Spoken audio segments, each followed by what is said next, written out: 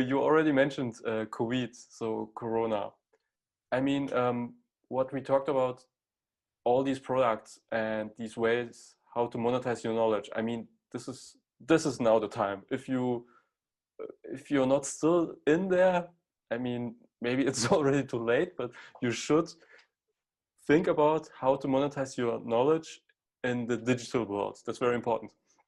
And so my question to you is, how did COVID-19 affected your business? So what happened in the last year and I this mean, year? Sorry, in a yeah, last this couple of year, months. yeah, yeah. You know, I had my entire calendar of live events just wiped out in a 2-week period. You know, Whoa.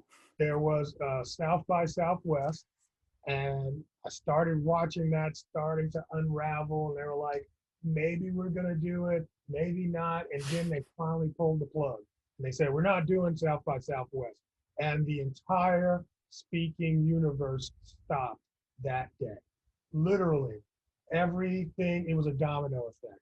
Once South by Southwest was canceled, everybody else canceled or postponed. And then most of the people just said, well, we're going to postpone. We're going to postpone to like August, right? Mm-hmm. And Yeah, then for we're sure. in there, right? You know, and somewhere in there, probably around June, everybody's like, this is not going to happen. So in between June, July, they tried to push, some of them tried to push to September. Other ones are just like, we're canceling. We're not going to have this. So just a second. I'm just curious. What was this psychological effect in your mind? So what was your thought about this whole thing? Oh, how many can I curse? Yeah, for sure. Oh, we're fucked.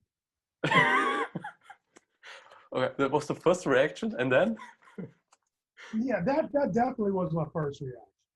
But I mean, I had already been studying the disease when it was just in China.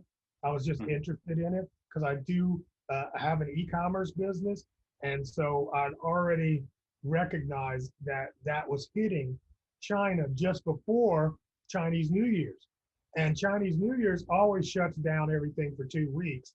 Mm-hmm. And I'm like, dude, I need to get my orders in. So I was taking different, you know, I was taking it very seriously.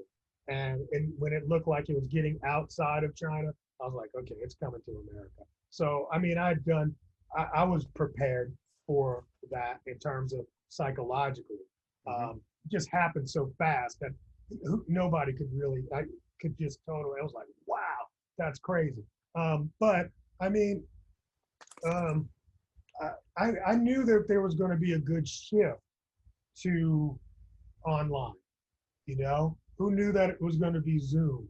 That was the winner here.